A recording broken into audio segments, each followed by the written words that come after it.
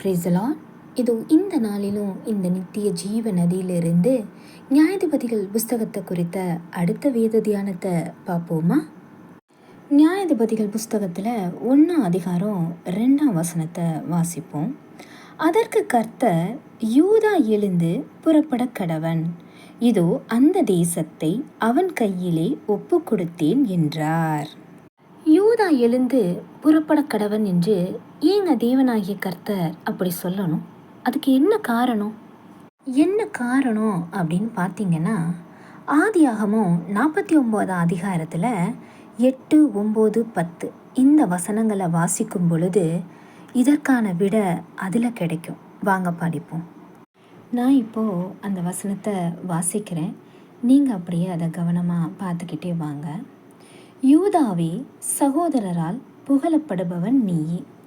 உன் கரம் உன் சத்துருக்களுடைய பிடரியின் மேல் இருக்கும்.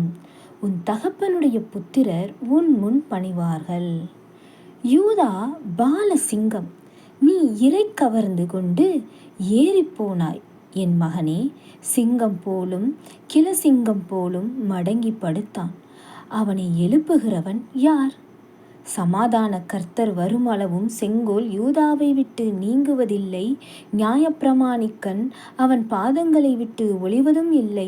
ஜனங்கள் அவரிடத்தில் சேருவார்கள். இந்த வசனங்களை நாம் வாசிக்கும்போது இதில் கர்த்தராகிய இயேசு கிறிஸ்துவை குறித்து யாக்கோபு ஒரு தீர்க்க தரிசனத்தை சொல்லியிருக்கிறாருங்கிறது நமக்கு தெரிய வருது இல்லையா?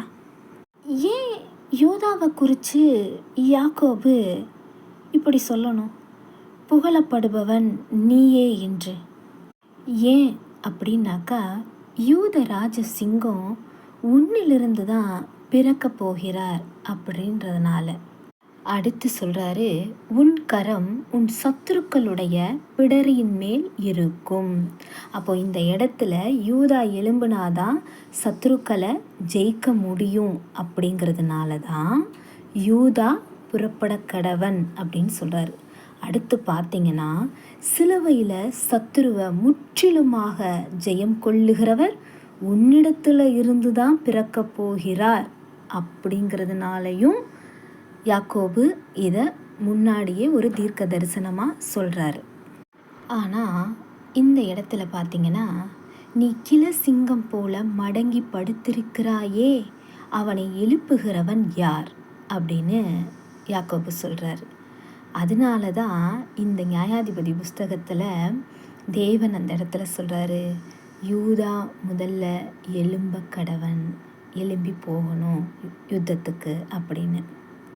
அது மட்டும் இல்லாமல் இந்த மடங்கி படுத்திருக்க யூதா கோத்திரத்தில் இருந்து தான் ஒருத்தவங்க எழும்ப வேண்டும்.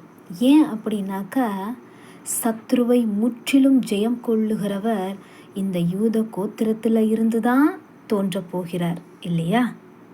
அடுத்து இந்த 10வது வசனத்தில் பார்த்தீங்கன்னா ரொம்ப தெளிவாக போட்டிருக்கு, செங்கோல் யூதாவை விட்டு நீங்குவதில்லை. அப்படின்னா என்ன? அதாவது தேவனுடைய ஒரு விசேஷித்த தயவும் ஒரு விசேஷித்த கிருபையும் யூதா கோத்திரத்தை விட்டு நீங்குவதில்லை. அதுதான் செங்கோல் யூதாவை விட்டு நீங்குவதில்லை அப்படின்னு சொல்லியிருக்கு. ஏன் செங்கோல் யூதாவை விட்டு நீங்குவதில்லை? ஏன்னா சமாதான கர்த்தர் இங்கிருந்து தான் வராரு இல்லையா? ஏன் இந்த கோத்திரத்தில் இருந்து சமாதான கர்த்தர் வரணும்? அதற்கு காரணம் என்ன? காரணம் என்னன்னு பார்த்தீங்கன்னா, லேயால் யூதாவை பெற்ற போது தான் நான் கர்த்தரை இன்னும் துதிப்பேன் என்று சொன்னாங்க. அப்போது நாமும் நம்முடைய பிரச்சனையின் போது மனம் சோர்ந்து மடங்கி படுத்துடாமல் நமக்குள் வாசம் செய்கிற யூத ராஜ சிங்கத்தை துதிக்க துவங்கும் போது நாம் நம்முடைய பிரச்சனையிலிருந்து விடுபட்டு ஜெயத்தை நாம் காண முடியும், பவுலும் சீலாவை போல. அதே மாதிரி இந்த ஆதியாகமம் 49:10 இந்த கடைசி வார்த்தையை கவனித்து பாருங்க. அப்போது ஜனங்கள் அவரிடத்தில் சேருவார்கள். அதில் பாருங்க, நாமும் நம்மளுடைய பிரச்சனை நேரத்தில் கர்த்தரை துதிக்கும் பொழுது நாம் நம்மளுடைய பிரச்சனையிலிருந்து விடுதலை அடைந்து வெற்றி பெற்ற போது மற்றவர்களையும் இயேசுவினிடத்தில் கொண்டு வந்து சேர்க்கிறோம். இந்த பவுலும் சீலாவும் பாருங்க, சிறைச்சாலையில் அடைப்பட்டு இருக்கும் பொழுது, சங்கிலிகளால் கட்டப்பட்டு இருக்கும் பொழுது கர்த்தரை நோக்கி துதிச்சாங்க. துதிக்கும் பொழுது எல்லா கட்டுகளும் அவிழ்க்கப்பட்டு விடுதலையாகி வெளியில் வந்தாங்க. அவங்க வெளியில் வந்த உடனே பாருங்கள், அவங்கள சுற்றி இருந்த அந்த சேவகர்கள் எல்லாரும் அவங்களிடத்துல வந்து, நாங்கள் இப்போ ரட்சிக்கப்பட என்ன செய்ய வேண்டும் அப்படின்னு கேட்குறாங்க. அப்போ பாருங்கள், நம்மளுடைய பிரச்சனைகளின் நேரத்தில், கஷ்டத்தின் நேரத்தில் நம்ம கர்த்தரை நோக்கி முறுமுறுக்காமல் கர்த்தரை நோக்கி துதித்து பாடி நம்மளுடைய பிரச்சனையிலேருந்து நம்ம விடுதலை ஆகும் பொழுது மற்ற ஜனங்க அதை பார்த்து இயேசுவினிடத்தில் தானாகவே ஓடி வந்துடுவாங்க. அதனால தான் தேவன் யூதாவை முதல்ல புறப்பட்டு போக சொல்கிறாரு. ஏன்னா யூதா முதல்ல புறப்பட்டு போய் துதிக்க துவங்கின உடனேயே சத்துருக்கள் எல்லாரும் தெரியுண்டு போவார்கள். ஓகே, இந்த வேத தியானம் உங்களுக்கு ரொம்ப ஆசீர்வாதமாக இருக்குன்றதை நான் விசுவாசிக்கிறேன். தொடர்ந்து இப்படி அநேக வேத தியானங்களை நம்ம பார்ப்போம். தேங்க்யூ.